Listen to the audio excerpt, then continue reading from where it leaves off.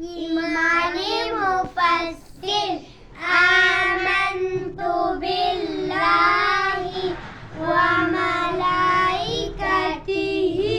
وكتبه ورسله واليوم الآخر والقدر خيره وشره من الله تعالى والبعث بعد الموت. إيماني مجمد آمنت بالله كما هو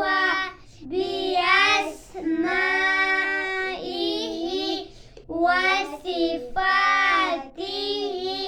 وقبلت جميع أحكامه إقرار باللسان وتصديق بالقلب.